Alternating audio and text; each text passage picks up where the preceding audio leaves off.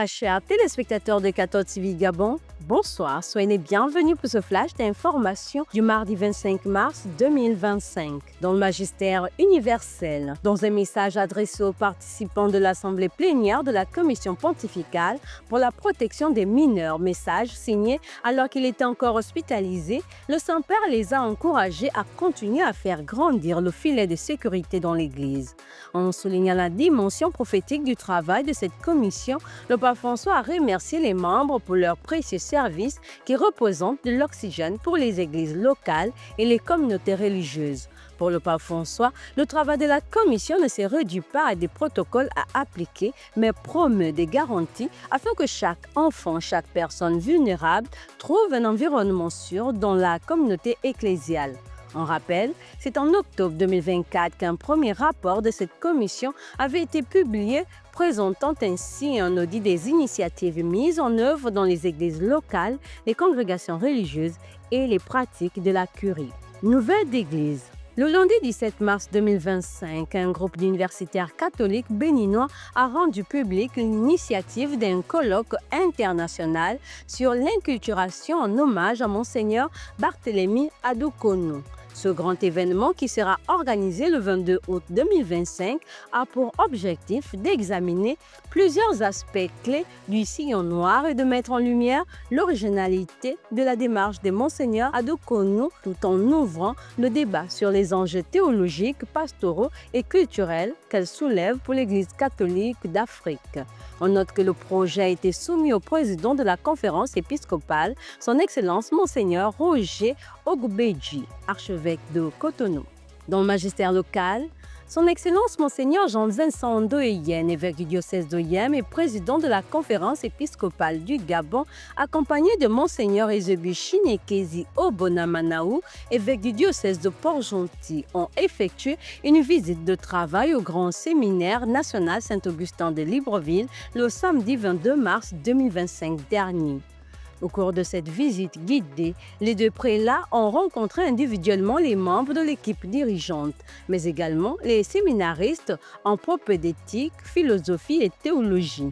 Cette visite s'est achevée le dimanche 23 mars 2025 par une messe pontificale à la chapelle du Grand Séminaire Saint-Augustin, présidée par Monseigneur Jean-Vincent Ndoyen. Église en marche. Ce mardi 25 mars 2025, l'Église universelle a célébré l'Annonciation du Seigneur.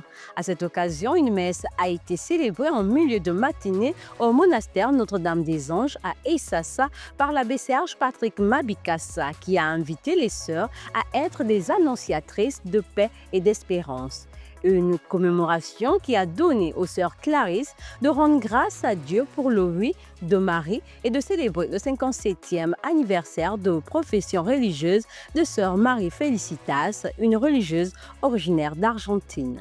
Dans le cadre de la célébration du 10e anniversaire du décès de l'abbé Noël Emengwangema, prêtre de l'archidiocèse de Libreville, homme de lettres et de culture, la communauté paroissiale de Cœur Immaculé de Marie de Nzengayon a organisé du vendredi 21 au samedi 22 mars 2025 la 4e édition de la journée culturelle Abbé Noël Emengwangema.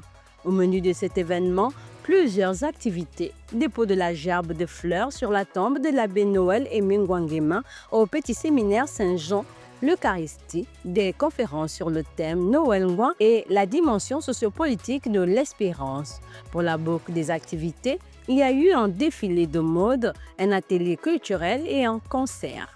Allons dans le diocèse d'Oyem.